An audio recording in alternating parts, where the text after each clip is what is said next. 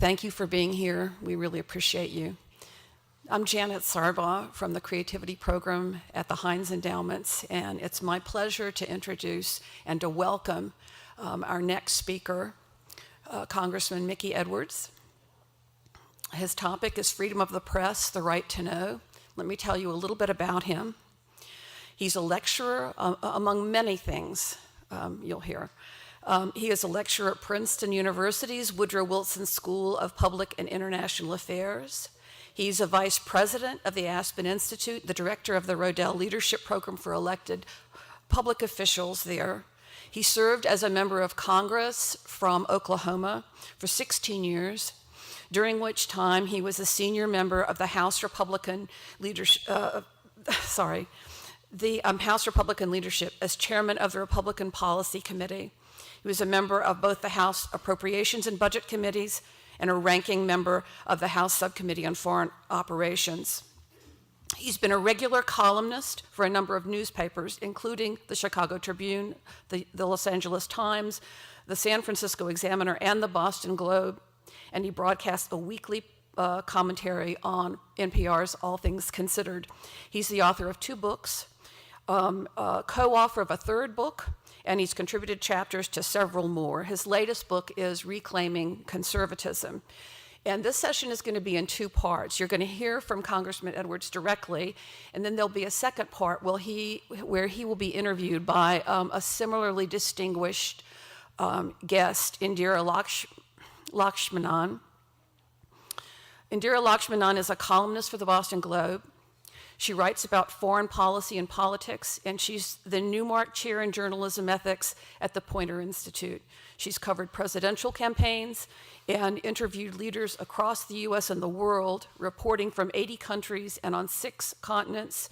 She traveled regularly with Secretaries of State Hillary Clinton and John Kerry for Bloomberg News, and interviewed Clinton more than a dozen times for Bloomberg TV, radio, and Business Week.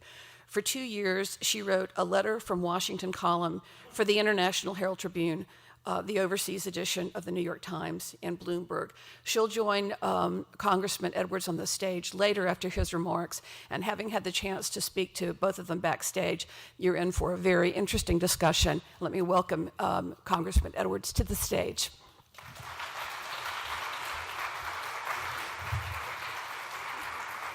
Hi. Good morning. It's fun to be back in Pittsburgh. I've spent a lot of time here. My son, Patrick, was a student at the Art Institute here, and I also did some work for one of your institutes in town, and I was glad to see a little while ago my friend Bob Cavalier from Carnegie Mellon. I had a chance to speak to his class on one of my many trips to Pittsburgh. Let me start by saying this is a quick in and out trip. I got here at 11 last night, and I leave right after because I have to be in Denver tonight. So it's a big burden and all this. I'll tell you, I would have walked to Pittsburgh to hear Grant Oliphant's talk, because it was everything. I have to say, I would have just gone to sit down and say, okay, we've done it. Let me add a little bit more to my bio, just because I think it will add a little bit, give you a sense of where I'm coming from and why. But by the way, the book that I wrote that was referred to was not my last book, and the last book actually tells a little bit more about my thinking. So the last book I did, which was published by Yale University Press, don't go run out and buy it. It's already, I think it's out of print. But it was called The Parties versus the People: How to Turn Republicans and Democrats into Americans. And I really believe, I'm not going to get into this isn't the place for it, I just gave this speech in California, that the first thing we need to do to fix our ongoing crises in the country is to decide that George Washington and James Madison and James Monroe were right, and that we should not have created political parties. And the first thing we should do is get rid of them. So that's, I can get into that if you want to, but I also am sorry that I have to leave and not hear Rob Rogers, who is one of the great political cartoonists, and I'm a great fan of his, as I am of David Shribman, who's a good friend, who, as you know, executive editor of the Post. So let me, I appreciate the chance to be here and share thoughts about the First Amendment and especially freedom of the press. I'll tell you in advance, I'm going to say a lot about how we all need the free press, but I'm also going to talk a little bit about the challenges that face people who are in the press in this very disturbing time that we live in. So one of the other things I wanted to add that was not in the intro about my bio is I am a journalist. Forget this Congress stuff and all that. I'm a journalist, and I hear voices in my head all the time. I'm crazy. I hear these voices. They were the voices of my high school journalism teacher, Billy Davidson, my advisor on the school newspaper at the University of Oklahoma, where I got my journalism degree, and the voices of my editor at the Daily Oklahoman, where I was assistant city editor.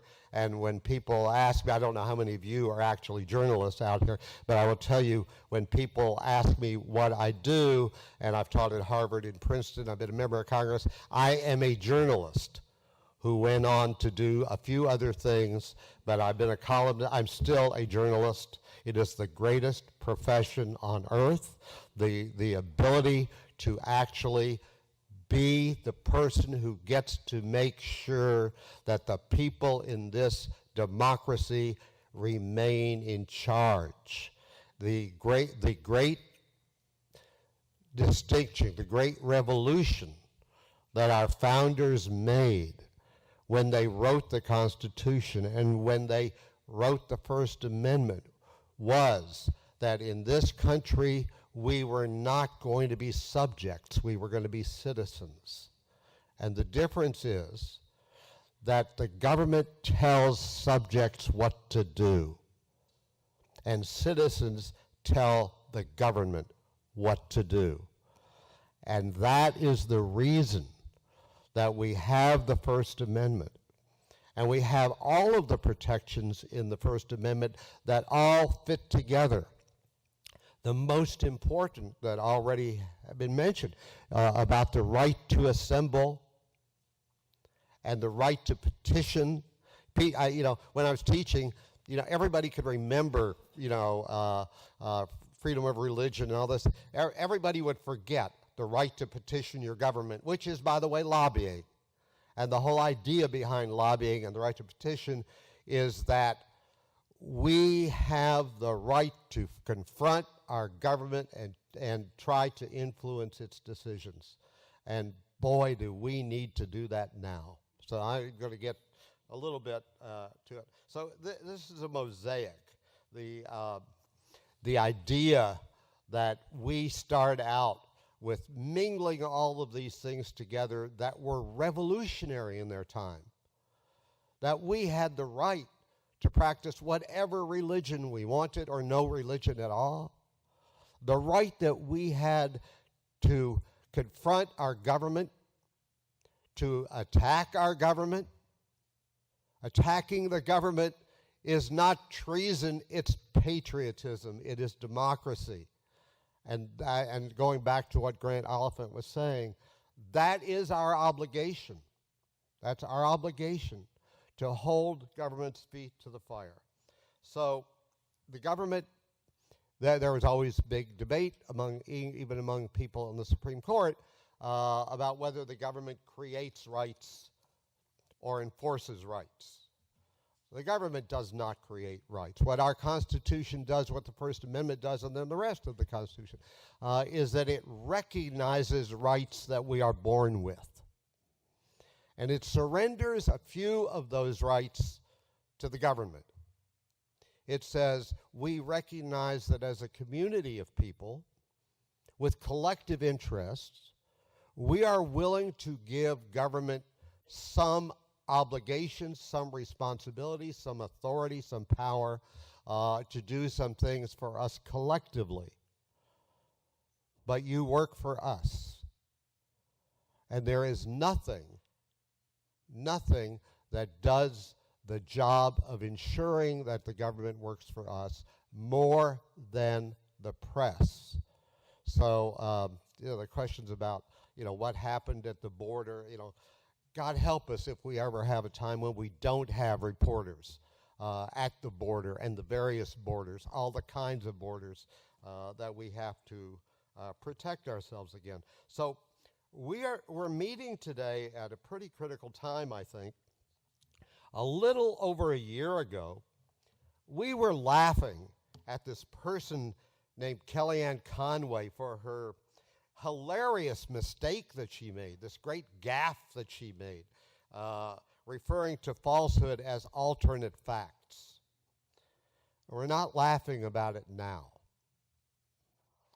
We took comfort then in our belief that the pen is mightier than the sword, that the fulminations of the White House press office would in no time at all be shot down by the newspapers and the TV stations and the radio stations, all the elements of the free press and the Post and the Times and the Post-Gazette and CNN and ABC would point out the errors and point out the falsehood. And as a result of that, citizens would first roll their eyes at this nonsense coming out of the White House, and then they would become angry about it.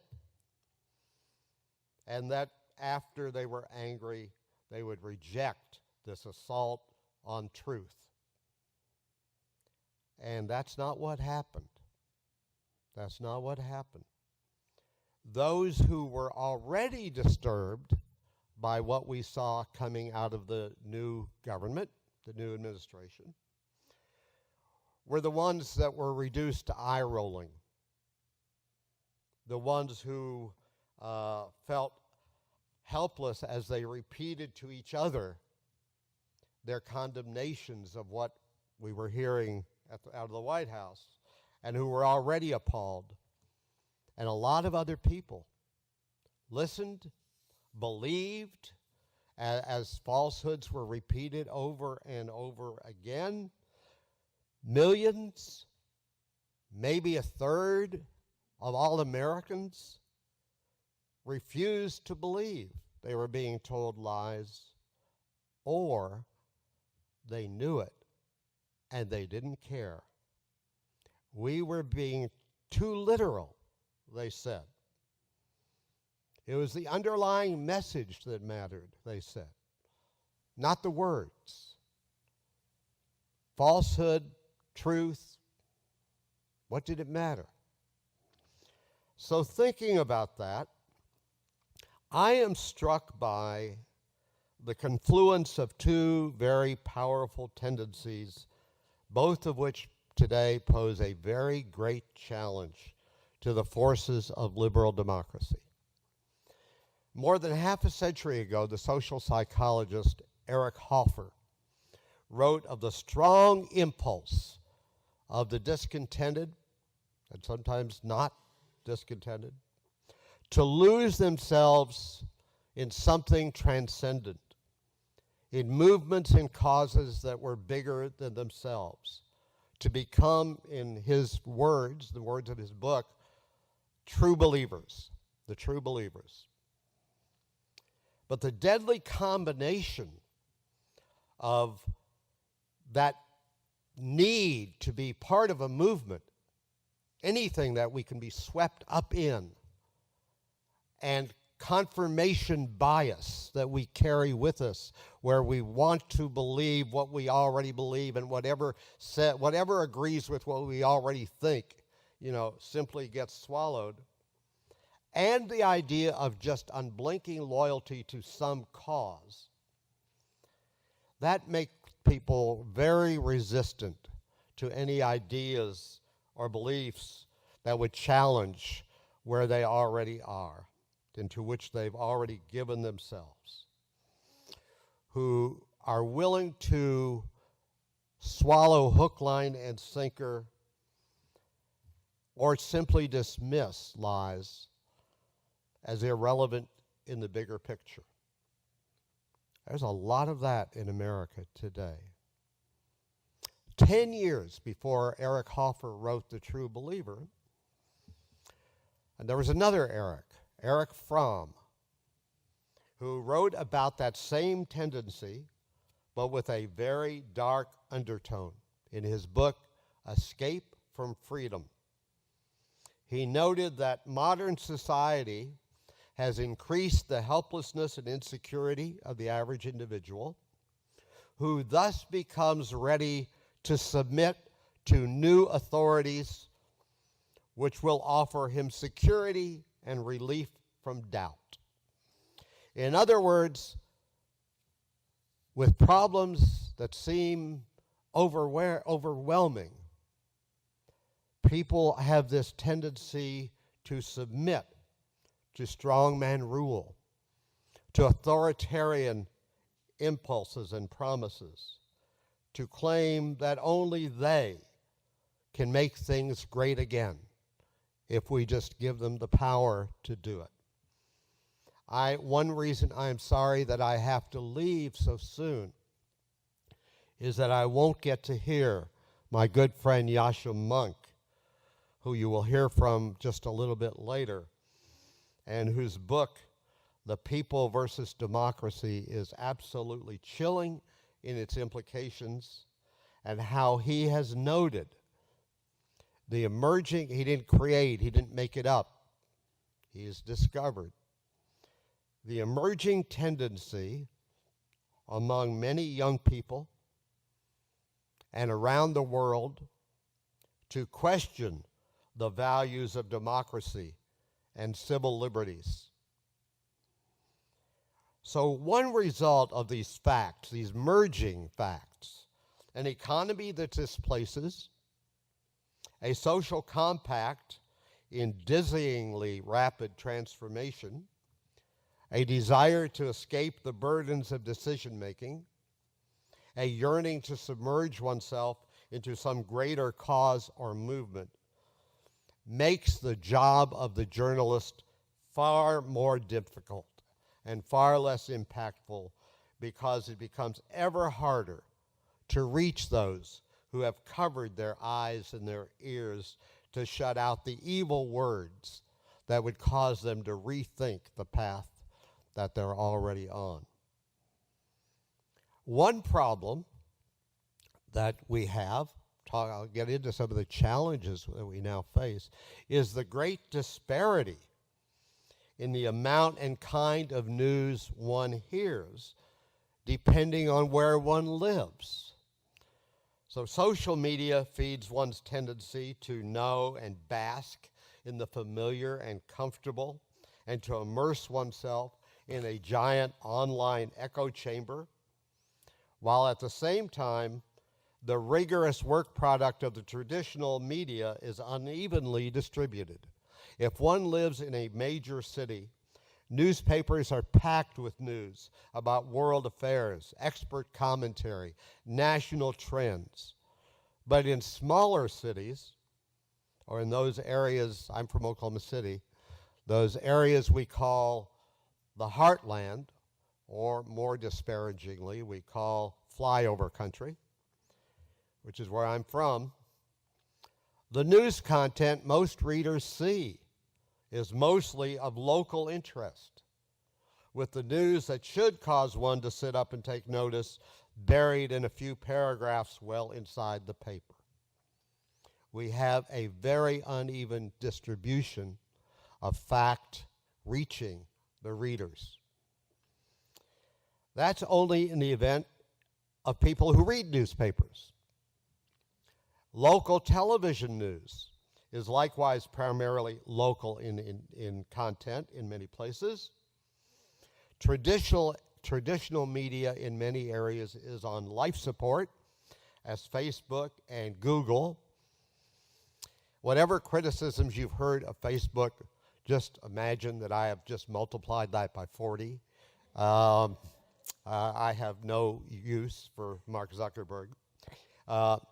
These groups that aggregate and prioritize news to fit your preconceptions.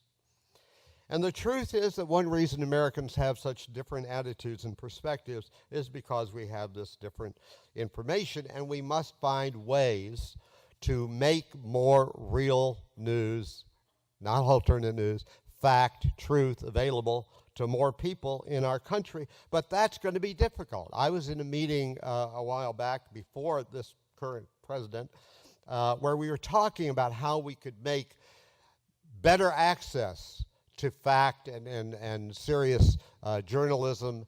And one of the people who was in the meeting, who is you would know his name, a very prominent economist, said, we don't have a supply problem, we have a demand problem. In other words, for many people, there's precious little indication that millions of Americans are really interested in hearing what traditional reporters have to say. So I don't have an answer to that dilemma, but it does threaten the future of American democracy in fundamental ways. So because the absence of a free press, the press that the president condemns as the enemy of the people, opens the door to autocratic rule. For democracy itself to survive, we must collectively do all that we individually can to defend and protect a free press. But that's not as easy as it might seem, because elites, like you guys, do not and cannot speak for the people. They must speak for themselves. That's how America's freedom of the press came into being, when in 1734, the governor of New York accused a printer named John Peter Zenger, my all-time hero, of libeling him using language very similar to what we hear from the White House today, except that then it was in fact illegal to express criticism of the governor, whether true or otherwise. And so Zenger was arrested. But amazingly, even though he had told very bad things about the governor of New York, the people refused to indict him for it. But the sheriff arrested him anyway, put him on trial. He was guilty, right? And the people on the jury refused to convict him.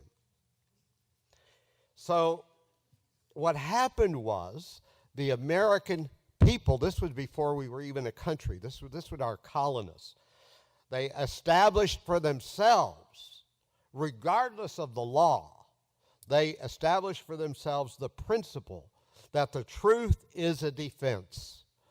Even though there have been stops and starts in the fight for a free press, that courageous and principled stand by the people themselves started us on the path to the language that ended up half a century later in the First Amendment. So today we need the people, the consumers of news, the voters who depend on knowledge in order to vote wisely, to stand up for the right of a free press. But I'm going to suggest that there are other people who have obligations as well. It's one thing when the president attacks the press as an enemy of the people for us to speak out, because silence is unacceptable. But the challenge is not only for readers and viewers. 200, and I'm going to challenge a few journalists in here, 230 years after the Zenger trial, roughly 175 years after the adoption of the Constitution, the Supreme Court loosened the Zenger standard. And they said in New York Times versus Sullivan that it not only is truth a defense against libel, as it should be, But even falsehood can be defended as long as the target of the press's reporting cannot actually prove that the falsehood was printed with malicious intent. So what happened with New York Times versus Sullivan is that the press's freedom grew stronger, and that's a good thing. But the rights of the subjects of the press reports grew weaker, and that's not a good thing, because it may well prove in the long run that the Sullivan case was a Pyrrhic victory, because while it gave us journalists greater courage to do the things we depend on and the press, the people depend on, it may have also weakened the public certainty that what they were reading was true. One used to be able to say, well, if it's in the paper, it's got to be true, or they wouldn't be allowed to say it.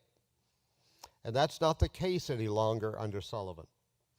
Now, I certainly understand the reasons for the New York Times versus Sullivan case, as Javir talked about a little bit ago. But it does put a greater burden on people in the press to make sure they get it right, because telling falsehoods about people who go into public service is not a good thing. Reporters aren't the only ones who have rights. And it is a concern that shows up in the battle over privacy rights. In the European mode, the right to be forgotten.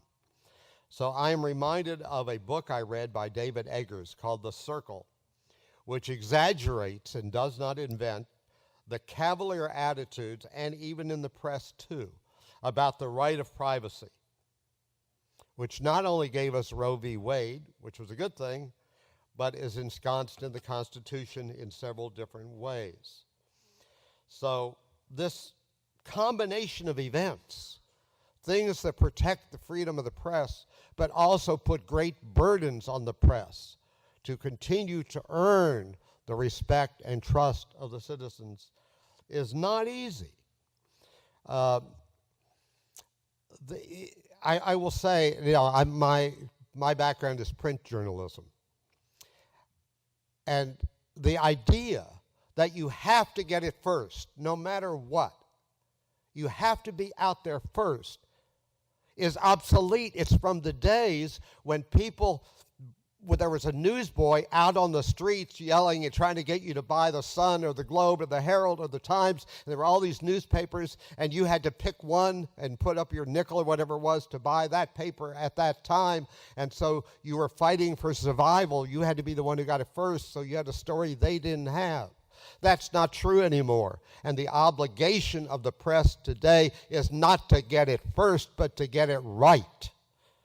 And if you get it second, but you got it right, then you are doing the job of the press. So let me point out just a couple of other things true. A great many of our journalistic activities, enterprises, papers, TV stations,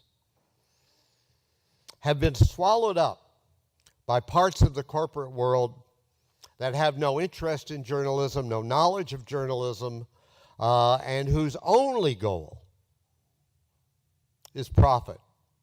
Only goal. Everybody who runs a paper or owns a TV station wants to make a profit. But if you're in journalism, if you're a journalist, if you're a part of the free press, the profit is not the number one goal. The founders did not create freedom of the press so that their friends could get rich. They did it so that the people would have information and knowledge. And there is some problem when our journalists, so I want to do a shout out to the people from the Denver Post who just went and created the Colorado Sun because they were not going to continue to be dominated by people who were destroying the right of them to practice good, free, honest journalism. So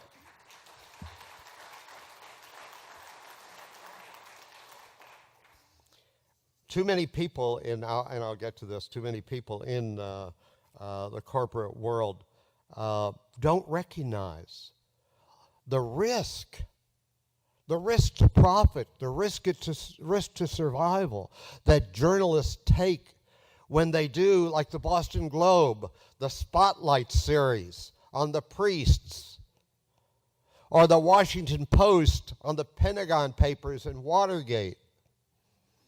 And so many journalists across, I have so many friends who have won Pulitzers, and I can tell you, who gives a damn about the Nobel Prizes? You win a Pulitzer because of what you've done for free press and the people's right to know, and you're my heroes forever.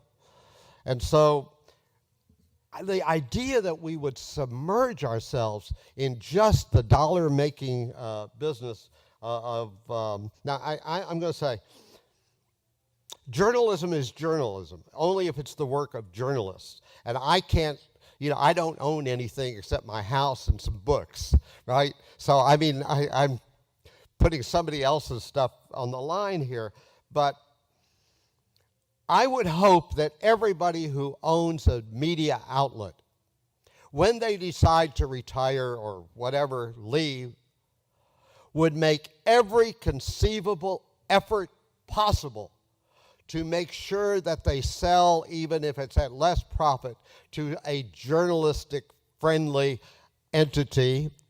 And if you can't find them, work it out to sell it to your journalists, sell it to your staff, so that people who care about freedom of the press more than they care about how much profit they can make can continue to protect us and help keep our country free. Now, I know you're tired of hearing it, but when Lester Moonves, the head of CBS, said in regard to the last presidential campaign that he did not know whether the new president was good for America, we now know, when he didn't know whether the new president was good for America, but he'd certainly be good for CBS, he was taking, if it bleeds, it leads, to new and indefensible levels. So finally, there's some, I'm going to do a couple more critiques here. There's some debate about whether the president put one over on the North Koreans or the North Koreans put one over on us. But I do know one target audience that the president does have dancing on a string, and that's the news media. It's a process technically called follow the tweet. And it leads to endless reporting on each diverting bit of nonsense. I want to suggest the single most important story in American government today, just my opinion, is the Congress's abdication of the constitutional responsibilities that it has, which gets virtually no attention in the press. The founders foresaw the possibility of an authoritarian president, and they built in protections, creating a separation of powers and putting the war power, treaty-approving power, taxing power, spending power, power to set international trade policy, including tariffs, the policy to set immigration levels. Those are congressional powers, and I don't hear anywhere in the press people who point that out repeatedly. Don't hammer just on Trump, hammer Paul Ryan and Mitch McConnell and your current members of Congress who sit silently and complain, and find out, members of Congress today, find out what the policy of the American government is the same way we all do, by reading the papers to see what the government is going to do. And I know one reporter, I'm sure some of you are exceptions, I know one reporter in America who really understands the Constitution. That's Charlie Savage of the New York Times. But I read stories every day and pull my hair out where people will write with a straight face that members of Congress went down to the White House, but the president failed to tell them what to do. I read that in the New York Times yesterday. So there is an obligation by everybody who wants to be a journalist to learn the damned Constitution and learn where the power belongs and who to hold responsible. So that I will say. I don't want. I told a TV station that I've gone to do programs on a number of times. I will not talk anymore on any program about Stormy Daniels or Michael Avenatti or Michael Cohen's connection to New York taxi medallions. You know, talk about what matters. Talk about what's happening about Congress and how it's not doing its job and all of these things that are so seriously important to maintaining our democracy.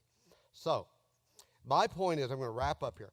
We have gone through great battles, terrible wars, civil violence, great recession, social upheavals, but never before has the entire framework of our constitutional democracy been so challenged. Our courts, our legislatures, the free press. This is not a time to be silent. This is not a time to hide behind a mask of dispassion.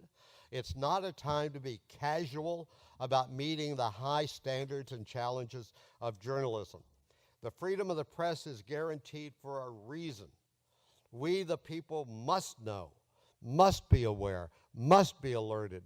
Reporters are the lighthouse warning us that we are about to crash on the shoals unless we turn from our course.